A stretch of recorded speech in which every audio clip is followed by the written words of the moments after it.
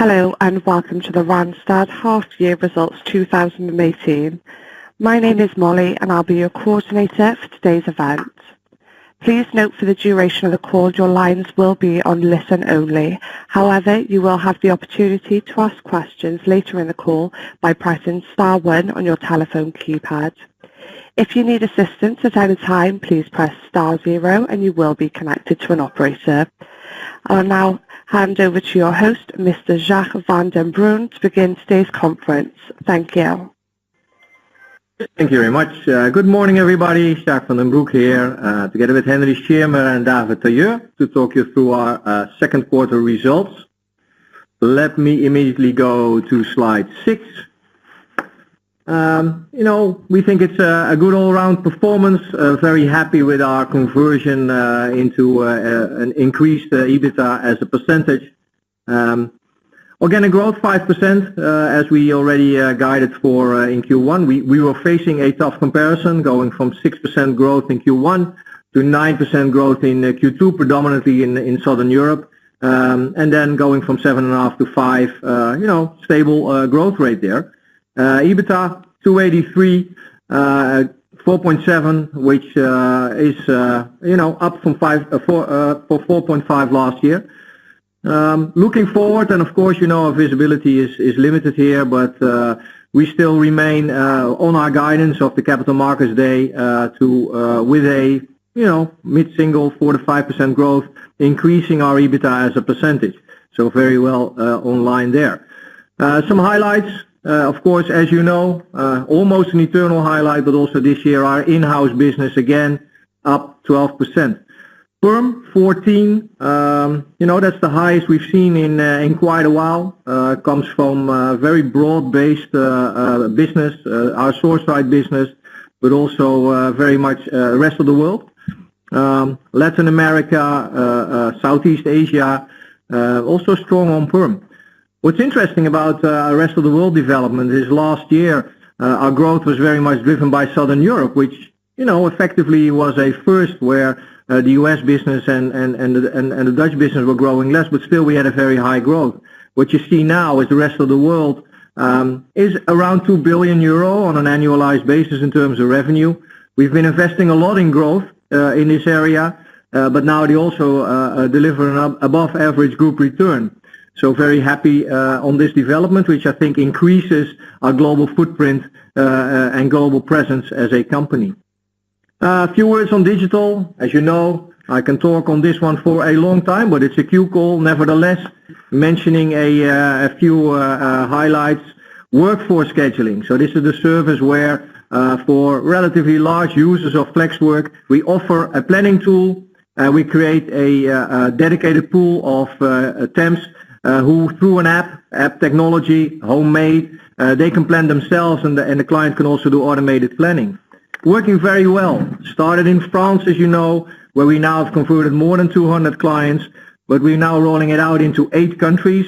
The US showing the first traction here, also with some 40 plus clients already transferred. We think this will very much help our growth in 2019 and beyond. Data-driven sales. What was that again? This is a tooling that helps our consultants to look where there's demand. This is a solution we've tested in the Dutch business, in the French business, and in the US business. It leads in general to an above average growth in the SME part.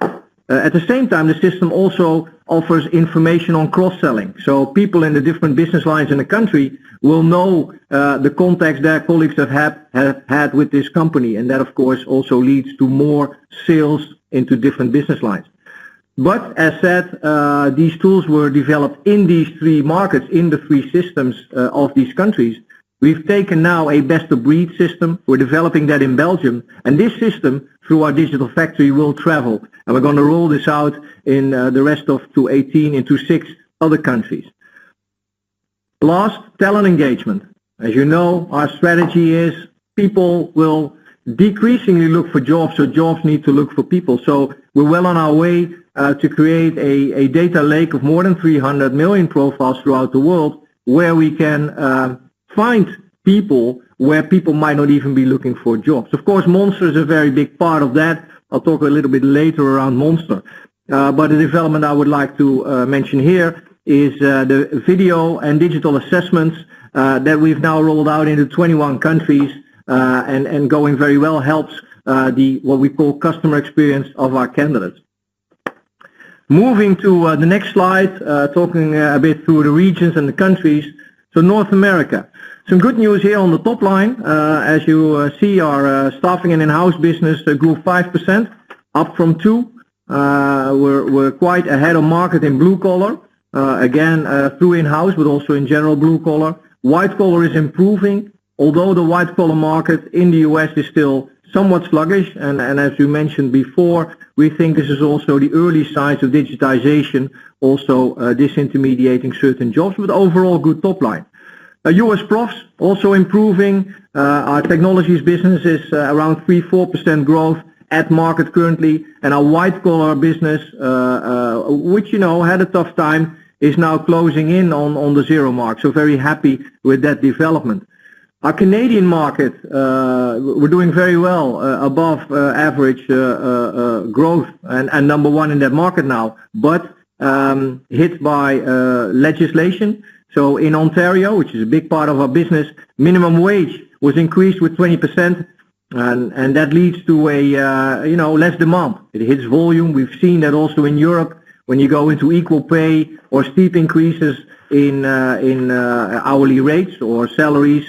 It leads to a bit of a damper on volume. So that's what we're seeing in our Canadian business, which is 10% of our North American business overall.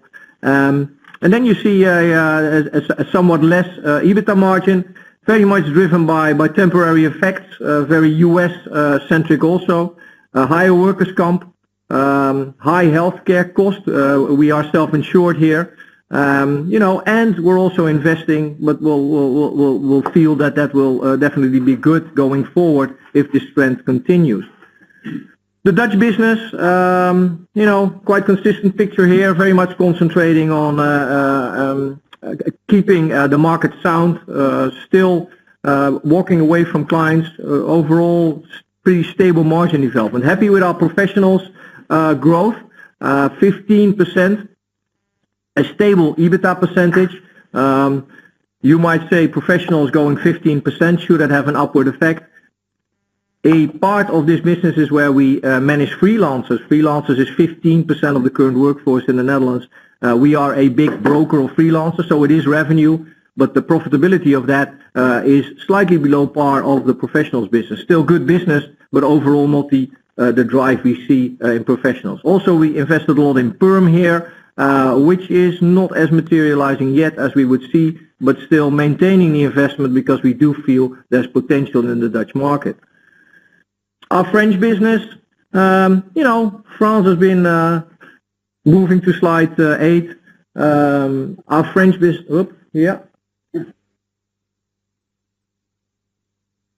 slide 8, there we are. Our French business, been the rock star for a long time, was one of the markets where we faced tougher comps, 5% tougher comps, Q1 to Q2, and growth has been certainly less than Q1. It's a mix. For us, it's also walking away from some contracts, as you know, but it's also strikes, bridge days, but overall there is a slowdown in growth. Because it has been so steep, we have been over-invested a bit in the market here. As you know, we're very tight on headcount steering, so very much going forward in France we will adjust. Professionals still up, good.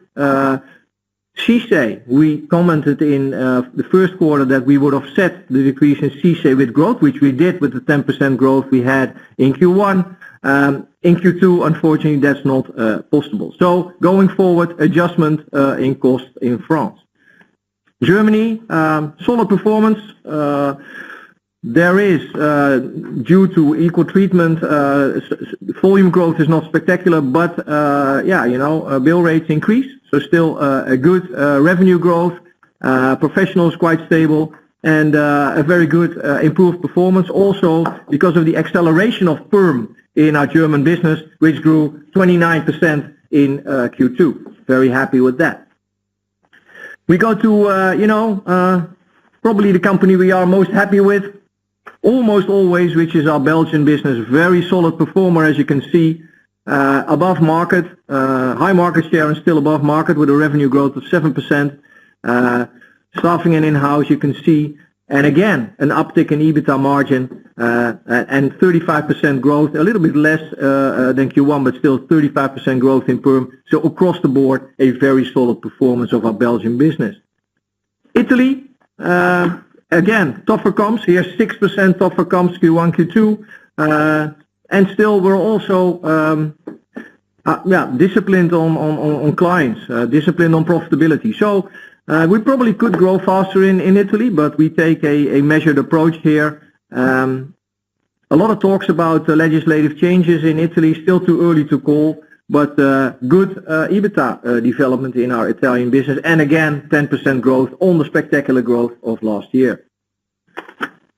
Iberia, 8% tougher comps, so you very much see that the comp story is a Southern European story, as you know, but here you see a great management of cost. So Iberia saw this coming, reacted quickly, and you see as relatively lower growth, still an EBITDA improvement as a percentage, so very well done here in our Spanish business. The rest of Europe, growth, sometimes tough comps also here, for example, our Swiss business, but still doing well, pretty stable picture. Profitability hampered by our UK business, which sees negative perm, probably related to the Brexit fears. And then, as already mentioned in my opening statements, rest of the world, a Japanese business, very, very profitable business for us. 9% growth in the top line, but also permanent placement in professionals doing very well. Australia, New Zealand, we're thinking of above market performance here. Our Chinese business doing very well. Also our Singaporean business, we moved to market leadership here. This is a small business, but it's a perm business with a very, very nice return. So it all helps. Latin America, of course, overall still a young market, but doing very well. In Mexico, Brazil, Argentina are our main countries here. Also doing very well in our SourceRight business, our RPO business. And it brings me to our global businesses, SourceRight and Monster. SourceRight, great quarter. We are now above 1 billion of managed spend in the quarter. We think, because there's quite a lot of data on this market, we're outperforming the market. What we see in the technological, the data-driven, scarce talent spaces that clients are increasingly looking for us to manage that total talent, as we call it. Monster, still stable on the top line, decrease unfortunately, but an increased usage of the data of Monster. So going back to SourceRight, SourceRight is an early adopter of the data of Monster. What happens here? So we have talent advisors. So they go to clients and they show them what the labor market looks like to really get into quick delivery, if still possible, in a local labor market. And they use the Randstad data, but they also use the Monster data. So that definitely gives us an edge in this market. That is happening in more markets in Europe. And this has been one of the goals with Monster. Again, back to my opening statements, Monster was very much for us to get the biggest data lake available in the staffing sector and to really help our clients to find people. I told this morning at a press interview, if we can't find them, nobody can. And we also help our clients to adjust the profile where needed if the right profile is not available anymore. So doing very well. Next to that, we're working, as we mentioned also earlier, on new business models. Not telling you a lot about it, but you should think that we are creating, as we call them, talent-centric pools of scarce profiles. So enriching the profiles of the people we have in the Monster database. So effectively, this could lead to a direct permanent placement with the client. We're going to introduce this in the US market in the second half of the year, and we'll keep you posted on the developments here. And as mentioned, also financially, Monster is very much under control. So we reiterate our guidance that we gave for the first quarter.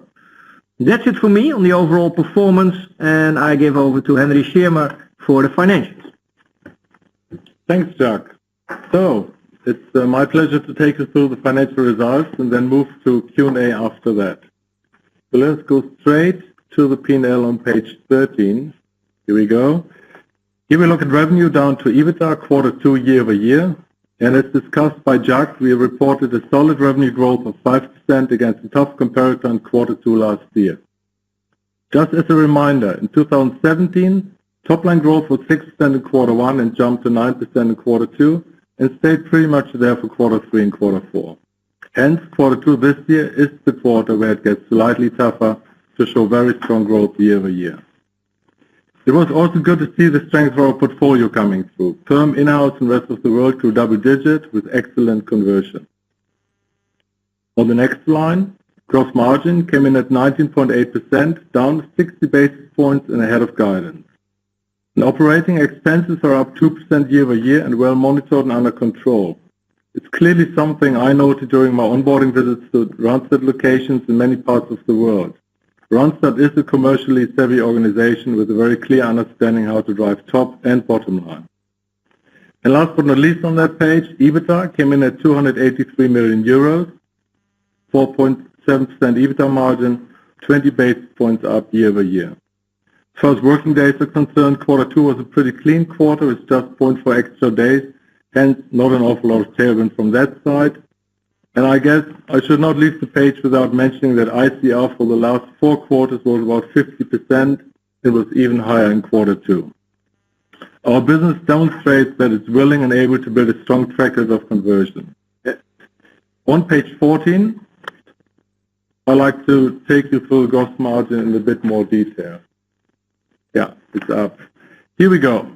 So the left bar in blue shows the Q2 2017 gross margin of 20.4%.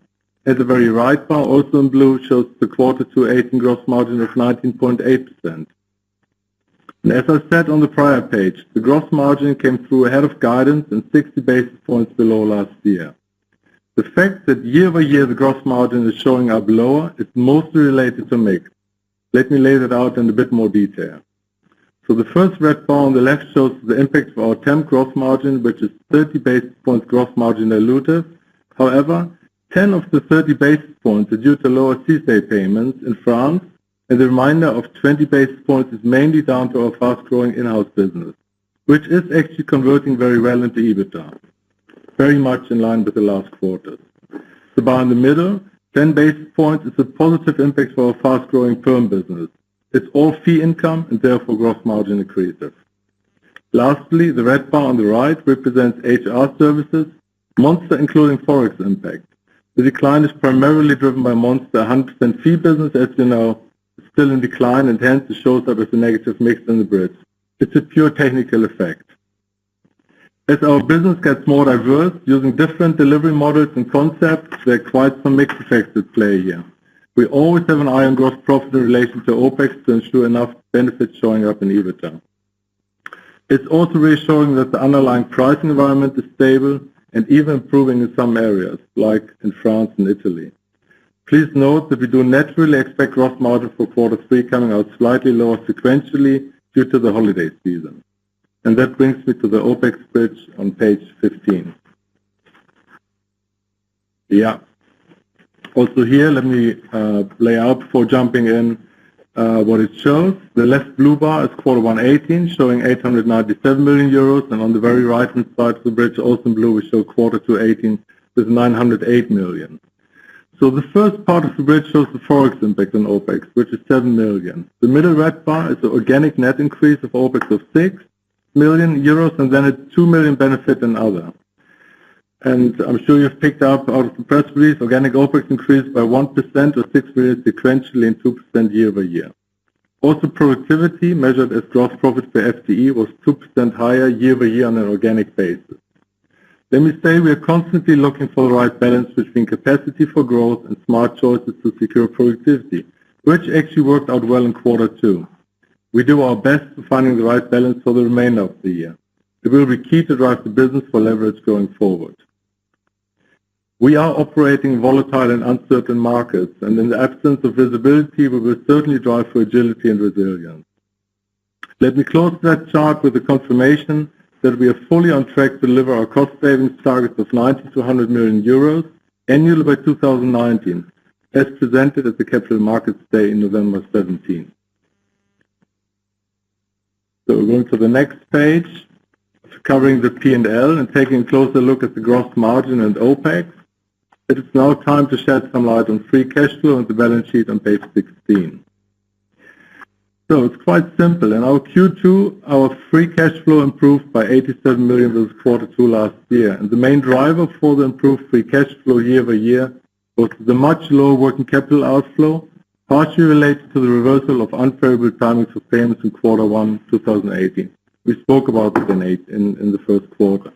This more than offsets the adverse effect of incidentally higher tax prepayments in Q2 18 and tax payments made in relation to the Careo acquisition in Japan.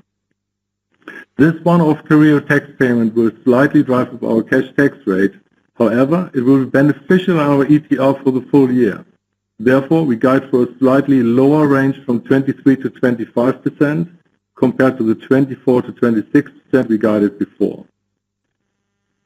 The next bullet shows day sales outstanding, which increased by 2 days on the 12-month moving average, mainly due to mix effects.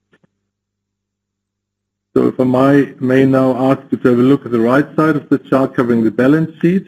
Net debt came in at 49 million lower than last year, and we report a leverage ratio of 1.3 versus the 1.5 we showed last year. Most of you will know that the second quarter is traditionally when net debt is at its highest point in the year. We have accumulated dividend payments and payments of holiday allowances, and from now onwards we should see the balance sheet deleveraging throughout the year. Seasonally, H2 is also the time of stronger cash flows, and we iterate our guidance for higher free cash flow year-over-year. Just be reminded that in September the special dividend will be paid out at 0.69 per share. So, let me now summarize the key messages and provide you with an outlook for the full year 2018 on page 17. Firstly, the quarter brought solid top-line growth and strong margin conversion. EBITDA improved by 20 basis points year-over-year. Secondly, our Tech and Touch strategy is well underway and embedded in our business. And I'm glad I could see it during my onboarding visit. It's alive and kicking, and it's touching many parts of the business in many various ways. And thirdly, we are well positioned to deliver a full-year EBITDA margin ahead of our last year's 4.6%, provided we see at least 4 to 5% top-line growth. And on the right side of the chart, I'd like to mention the fact that June grew at a similar pace at Q2, about 5%, and the development of volumes in early July indicate a continuation of the Q2 growth rate. So to wrap up, I already mentioned that the gross margin for Q3 is expected to be slightly lower sequentially, given seasonality trends. We also expect OPEX to be broadly stable sequentially. So that concludes our prepared remarks, and I hope it helps to shed some light on our Q2 performance. We will be delighted to take the questions. Molly, back to you. Thank you. If you would like to ask a question, please press star 1 on your telephone keypad. Please ensure that your telephone line is unmuted locally. You'll then be advised when to ask your question.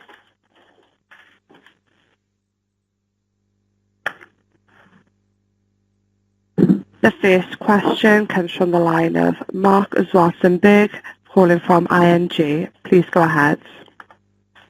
Yeah, good morning, gentlemen. First a question on Monster. Can you perhaps give a bit of an indication what you expect for the second half in terms of top-line performance there? Should we expect some bottoming there, given that comps are getting easier, but perhaps also because the business is improving, or do you have some data points there? And also in terms of profitability, well, we're getting closer to break-even. Will we already see break-even result in Q3, or is that still scheduled for Q4? So that on Monster. The second one is on growth. With unemployment moving lower and lower, is scarcity already getting an issue in certain regions, like Germany or France or in the Benelux? And maybe you can also shed a few words on the US, what you're seeing there in terms of top line performance, a slight acceleration, also Manpower hinting to a slight improvement, although a different trend there. But can you give us a bit of feel for what you see in terms of cycle in the US? And then lastly, on the gross margin, should we going forward now see the mix improving a bit and also the pricing improvement, and in which regions do you see that happening? Thank you. Yeah, good morning, Mark. Good to talk to you again. Yeah, Monster is very much the play between the traditional business at Monster, which is the online ads from newspapers. We commented also that when we bought Monster, that Monster was a bit too slow to adopt to the new job boarding revenue, which is very much solution-based. So we are heavily investing in solution-based selling, so very targeted social media searches, pay-per-candidate, pay-per-click. That business is growing, but at the same time, the traditional business is not growing. So it's very much going to be the trade-off between those two, which will define the top line for the second half of the year and the next year. So, we'll let you know. At the same time, the business is financially very much under control. We've taken out cost again, but we're also at the same time investing to make it possible for the Randstad companies also to better benefit from the Monster database. We invested a lot in mobile applications within Monster. So we had the JobR app that Monster already had in its portfolio, but not implemented at the front end. That's now implemented in every Monster country, and it drives 1/3 of current applications. So that's important for Monster. It's also important for Randstad. Scarcity. Yeah, well, we're very happy with the fact that we have this data-driven strategy. As you know, we can now show in our major markets what the labor market looks like. Effectively, nobody can do this. So we can discuss with the client if the profile is still available, if it's available, where it's available, if it's available at what price they need to pay for it, either perm or as a contingent worker, or if it's not available in the region, should we do something with training? We're training across the board with more than 25,000 people annually just in our Dutch business. And if not available regionally or through training, should they come from abroad? So that's very much a discussion with clients, and that goes into your gross margin question. Yeah, this is also what clients need to pay for. So if they still do the old procurement play, then it's not going to happen with us. So scarcity is a relative thing. If we can't find them, nobody can. In US, good top line development, absolutely in staffing. We are way above market, fortunately in blue collar. Does this signal a return to growth of the US economy? I don't really know, but so far so good. And on Monster, the break-even level, is that still scheduled for Q4, or should we expect that earlier? Just very much what we said in the Q1 call. So we don't expect break-even. Q4 might be, but it might also be a small loss. But these are choices. These are choices we're also making on the investment level. Mark, let me just add here. We iterate our guidance for about 5 to 10 million loss on Monster, and that would actually come with a abating of the losses we've seen in the first half for the second one. 5 to 10 million is for the full year, you mean? Yeah, for full year. So we are just want to signal we're in control here, and as far as finance are concerned. And maybe one small follow-up, Jacques, if I may, because you mentioned something on some disintermediation on the prof level in the US. Can you perhaps paint us a bit what the picture is there, what you're seeing there? When we comment on the future of digitization, we always say, it's not going to be the Armageddon that digitization takes a lot of jobs, but there are jobs, if they are pretty routine, certainly in white collar, they are to a certain extent being disintermediated. We see this in our sales funnel in white collar. We also see it in the white collar market development in the US. We also see it to a lesser extent in our Dutch business, with some large administrative clients who just want less white collar because a part of these jobs are being offshored or automated. Yeah. So, it's not a scientific proof yet, but it is very much an early sign we're seeing in the market. And you're active in that field as well? In which field? Where these disintermediating companies are active, that the competition is popping up, is it also you're taking part of that cake? It's not disintermediating as such in different ways to get people. This is just jobs disappearing. So I mentioned this. I was in Silicon Valley last week, and their receptionists are not like real people. They are iPads on a stick. Yeah. And these people are sitting in Seattle. So you work at a bank. You know what goes on. Heavily invested in IT also to automate back office processes, and that of course has predominantly an effect on white collar jobs. Okay, clear. Thank you very much. The next question comes from the line of Srini Vaz calling from HSBC. Please go ahead. Hi, this is Srini from HSBC. A couple of questions for me, please. In terms of organic growth slowdown, is it just tough comps, or is there a factor of pricing discipline, basically resulting in letting go some of your contracts? And is there a factor of slowdown in underlying markets? And in terms of gross margin, you said mix and pricing. What will lead that to reverse? Do you expect that to reverse, or this will be the new base we should be considering going forward? And lastly, on pricing, so historically you were able to charge higher prices when there's a situation of labor scarcity. So do you see such situations in any parts of your business or any regions or something like that? The first one, and Andy will take the second one. Yeah, well, of course, we grew 7.5% in Q1. We're growing 5% in Q2 at a 3% tougher comparison. So, it's mainly tough comps. And we could grow faster. We could grow faster in France. We could grow faster in Germany, Italy predominantly, because we're still disciplined on pricing, and that shows also in our result development. Yeah. Hi, Srini. So on gross margins, so there's clearly pricing discipline in the business, but on temp margin, on your question, with something like strong in-house growth, that comes at slightly lower gross margins, but it's actually converting really well into EBITDA. So just looking at gross margins is just kind of only one part of the picture. Pricing overall, I've been actually, I come from FMCG, pricing is a big part here. Here I've seen good pricing tools, where we price for scarcity, and use it also as a good sales tool in getting deals done. So yes, I've seen us pricing for scarcity.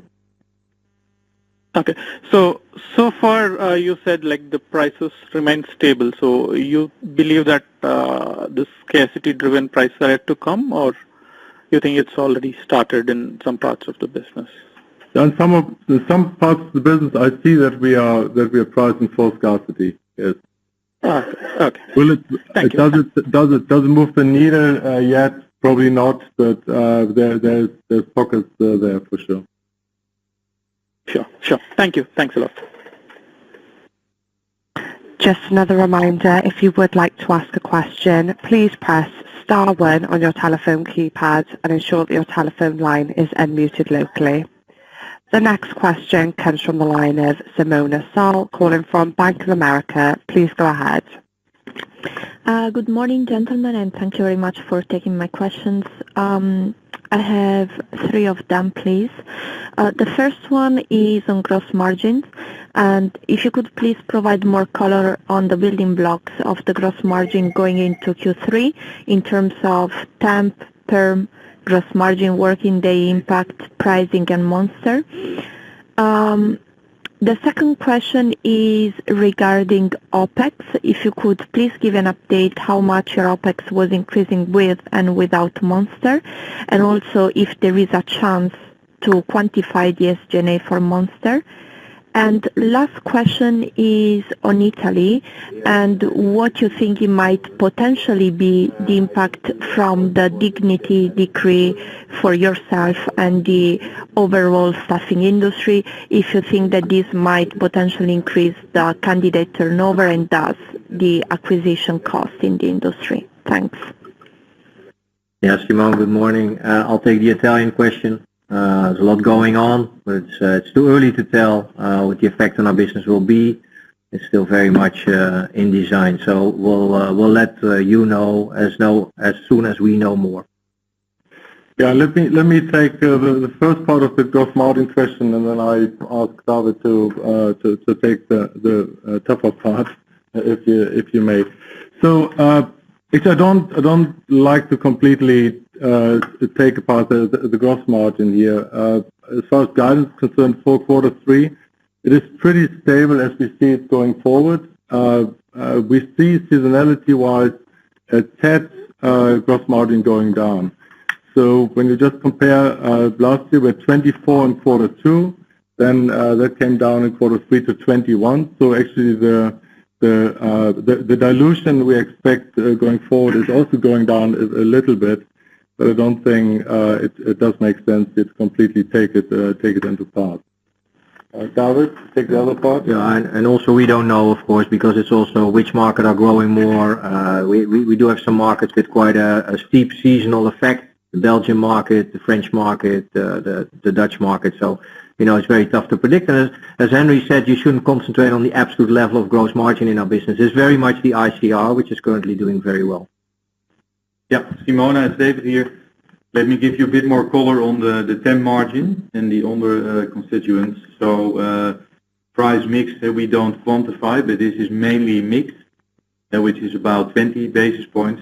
And then CICE is still about 10, and Monster the 40 basis points. That's the biggest part of the 40 basis points in HRS Monster is Monster, and that includes FX, which is a smaller part of that 40 basis points. There's a bit of working day effect as well, and the part we mentioned in Q1, strike, sickness, etc., are not showing up as a year-on-year impact in Q2. Hopefully that helps. As a quick follow-up, so if I look, for example, last year, right, where your gross margin went down from 20.4% to 20.1%, I would assume that it was mostly related to seasonality. Should I assume something along these lines also this year with roughly a 30 basis points dilution quarter over quarter coming from seasonality, or will be like less than that in your view? No, from our view, that will be less than that. Okay, thank you. And like also in terms of OPEX, which is like an indication that you were already giving like in Q1, is there a chance that you can give an indication how much of your OPEX was increasing with and without Monster? So that is... Yeah, David, I can answer that one. Without Monster, it was between 4 and 5% organically. Including Monster, the OPEX growth was about 2. So your OPEX was still increasing 4 to 5 despite a slowdown in organic growth? Yeah, we continue to invest in the future as well, definitely. Okay, thank you very much. Welcome. The next question comes from the line of Konrad Zomer, calling from ABN. Please go ahead. Hi, good morning, gentlemen. My first question is if you could explain to us why there was a 7 million euro positive currency effect on your operating expenses, particularly why that was positive and not negative. The second question is your margin development in the rest of the world was very favorable. Can you maybe split that out by geography a little bit more? And my last question is on CICE, the 10 basis points of negative impact on your gross margin in Q2. Can you maybe remind us what you expect the full year 2018 impact of CICE will be, please? All right. Hi, Conrad. So thanks for your questions. So the first one, sorry, what was the question again? 7%. The 7 million of positive effect. Yeah, absolutely. So that actually is a forex effect related to an intercompany finance transaction. It's just internal financing, and if you're interested, we can take you through the details in a one-to-one there. The second one, we had really good conversion in the rest of the world business, but it's also fair to say that there's small incidentals in there which have helped driving good EBITDA margin. And the third one on the CICE, David, would you like to talk about that? Was total CICE effect on gross margin? So 10 bits this quarter. Yeah, it's tough to say what the outlook is because, Conrad, it very much depends on our growth for the rest of the year in France, and that's currently tough to call. So we don't know. Of course, the higher we grow, the less you have the seasonal effect or the CICE effect, and you can compensate. But, we'll let you know in the coming quarters. So the rest of the world, it's pretty broad-based, but what you should take into account, most of these businesses, with the exception of the Australian and the Japanese business, are perm businesses. So if they all deliver quite strongly, which they have in Q2, it gives us a good return. So some businesses are small, but they all contribute now. So it's pretty much across the board here. Okay, thank you very much. The next question comes from the line of Tom Sykes, calling from Deutsche Bank. Please go ahead. Yeah, morning everybody. Just firstly on the US business, you mentioned that it was going to be a temporary effect of workers' comp, healthcare and your investment on the operational gearing. So how quickly would you expect that to reverse, please? And then just a point on the data strategy is that I think one of the earliest places you put it in was in France. I remember the presentation we had in London some time ago, and currently you seem to be a bit below market and your operating margin's going down in France. So why should we believe that that data strategy is going to enable you to take profitable market share, please? Hi, Tom. Thanks for your question. So on the U.S. margin, it's absolutely right. So we see those temporary effects of workers' comp, but also exceptionally high health care costs, which we don't hope to repeat. There's clear expectation that we see margins coming back in quarter 3 and quarter 4. To what extent remains to be seen, but we have our eyes on the ball there, and clearly the expectation that margins will come out better than in quarter 2. Would that be, you think, back to flat year on year, or you may be able to get margins actually up year on year in the US? I don't want to say. Okay. It also depends pretty much on the growth we see going forward. Okay. Rest assured that we are very, very close to steering there. Okay. Thank you. Then back to digital and profitable market share. So yeah, we started in France, but what you see here is we started in our in-house business. By the way, that still shows good growth, and we also have a sort of better productivity here. We're now moving to what we call the U-plan clients, so the small to mid-sized clients that we implement this tool. And then over time we take market share because we squeeze out competition. That takes some time, so that's also why I mentioned that the growth effect of all these investments will definitely be seen in 2019 and beyond. Okay, thank you. And then when we look at the ICR just on in-house versus staffing, obviously you're growing a little bit more slowly in the in-house business in Q2 versus Q1 year on year. But is that, you just bed down a bit more with clients? Is the ICR actually going up a bit with in-house clients? And would you be able to confirm whether you're actually seeing an improvement in just staffing EBITA? I mean, I know you don't tend to split that out, but if it's possible to give some guide as to where the ICR on in-house is versus the ICR of the group, that would be great, please. Point of in-house is the conversion rate. Yeah, exactly. So it's the conversion rate from gross margin into EBITDA. We don't do ICRs per business line. Okay. Effectively, of course, if